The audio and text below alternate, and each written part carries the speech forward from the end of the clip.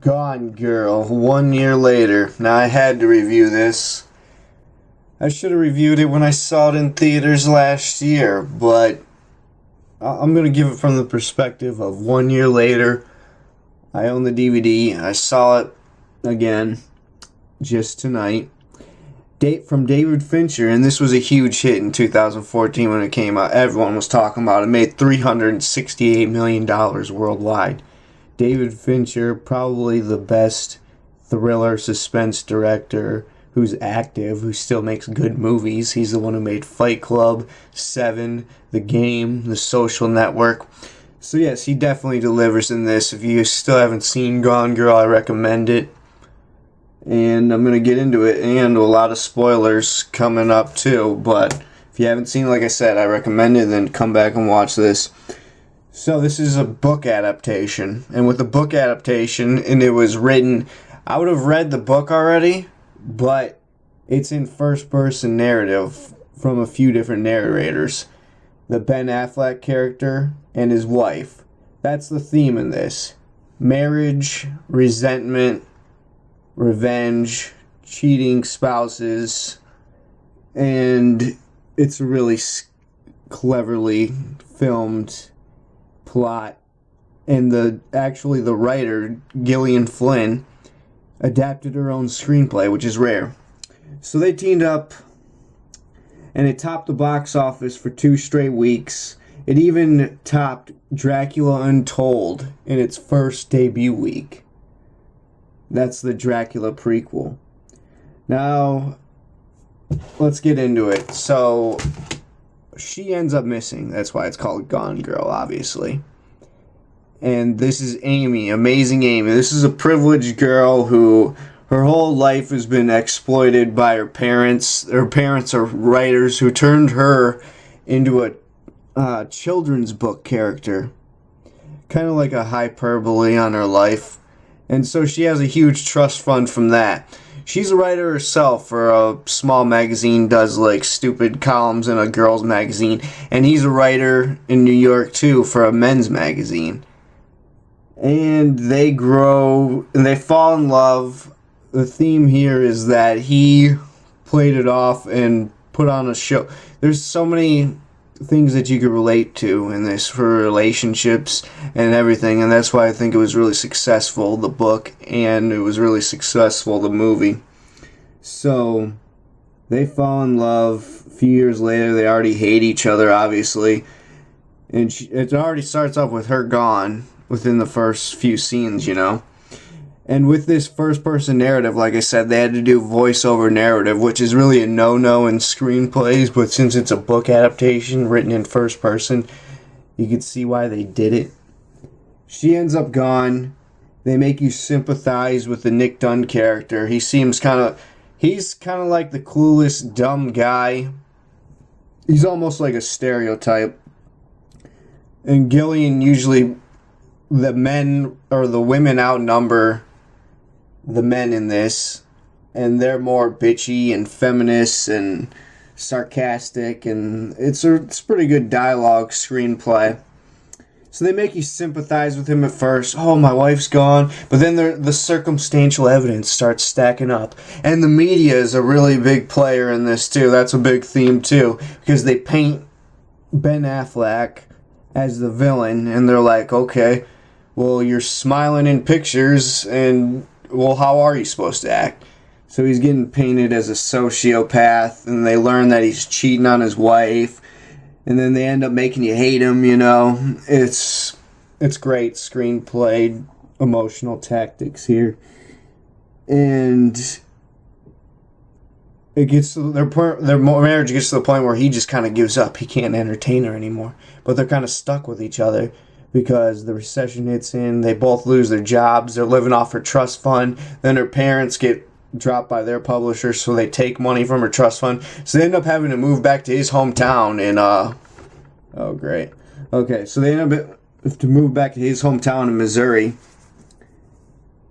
And it goes over a series of journal entries, and we eventually learn that Rosamund Pike is a crazy psycho bitch who created this manipulative scheme. She learns that he's cheating, so she totally sets it up to frame him, and she was gonna kill herself and set him up for murder. That's how crazy she is. This is like a telltale warning that you cannot stay in a toxic relationship. And crazy women in movies, they're so hot. I used to be so attractive to crazy women in movies. And I was like, I want to date a crazy woman, sociopath, psychopath, narcissist, borderline, bipolar. Yeah, well, I got my dose of that. They're really not that fun in real life. They make you miserable. They make you hate life. They suck you into their toxic realm. And in movies, they're just so hot. Jill Roberts, Scream 4. You know what I'm saying? Ann Thomerson, Happy Birthday to Me. What's her name from Basic Instinct? Sharon Stone. She's a writer in that too. So, she comes up with this elaborate scheme. I'm not even going to go over all the details and everything. Obviously, if you've seen it, you know what she does. She sets him up, and I hate all these feisty, female characters throughout it, and the whole lead investigator cop is totally scrutinizing Nick and looking to build a case against him. Because she's buying right into all the journal entries and whatnot, So, Amy's on the run. Her plan is unraveling. She's delusional in real life. Completely psychotic. And she just doesn't give up. Like she said, she's not a quitter. She will do... There are really crazy people like this in life. They'll go to extreme measures just to never give up their scheme. Compulsive liars, screw you over in the end, and that's what this is all about. Once her plan unfolds, she just adapts. She's like, okay, I'm going to set up Desi because he's a freak, and this is my fallback plan B. So she kills Neil Patrick Harris, and Neil Patrick Harris, his introduction, I absolutely love. Behind the Iron Gates. It's really creepy. That's like a classic scene. They did a great marketing campaign for trailers in this, and that was one of the ones featured. And they featured a lot of great lines and clips. Go back and watch the trailer, and maybe you even remember from your own memory of the trailers and the TV spots on TV. And this is one of the ones featured. One of the questionable casting calls is Tyler Perry as the lawyer. He's the high-priced celebrity lawyer who deals with these media-crazed cases, and I'd have to say, I wouldn't complain. He did a solid job in this. I really hated Nick Dunne's sister in this. She's so annoying. I understand why she put that character in there, and it's just more sarcastic, feminist bullshit out of her sister. And like I said, the cop Boney, I just didn't really like her hard-ass attitude, and I just wanted her to be usurped by, the federal agents, and that doesn't even happen until, the final act. So the media is so outlandish with their theories, and they're painting Nick Dunne as the bad guy, and that's a real huge theme. So then you end up sympathizing with him at the end, because you know that his wife is so crazy. Even though he's cheating on her, you sympathize with him.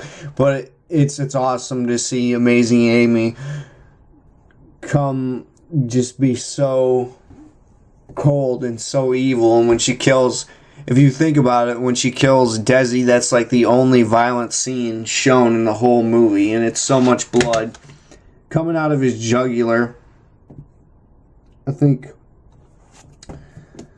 I guess to wrap things up here now, all in all, great film. A- overall. Great direction. You never know when it's going to end. I like how it goes with those all black transition. You're like, is this going to be the credits? And then it's no, it gets even crazier and it keeps on unraveling even more. And you're like, holy shit. Anyway, I saw this with my uncle from California, and he was going through a divorce at the time. He was in town, and this really affected him because it was about the unraveling of the relationship and the marriage, and how it just grows over the resentment grows and adds over the years one person tries to control the other. Maybe one person doesn't want to quit and the other person's fed up, so that person doesn't try. So then the person who doesn't want to quit goes to just such drastic measures to fix things. And this is a great warning of that. Great foreboding warning of that. So, and Amy comes off as loyal in the beginning and dedicated to the love, and you really don't see what you see in Nick Dunne. And he admits, like, I can't keep that fake personality of I'm not the guy that you fell in love with. That's not me. And he has no motivation in life, and she ends up loathing him for that, but yet still, like, wants to stay with him. You just really don't see that. One thing I didn't really enjoy is how she's so psychotic, but right when she gets bullied head on, face to face, her only comeback is just scream in the pillow.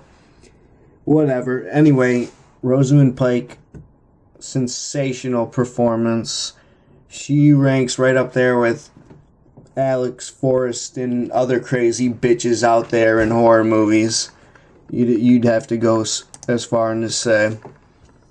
Instantly an instant classic in terms of the femme fatale films, and it stands up as a great film. This was JBM for Mr. Creepshow 9. Click on the channel for more reviews. I'm out. Thanks for watching. Leave a comment.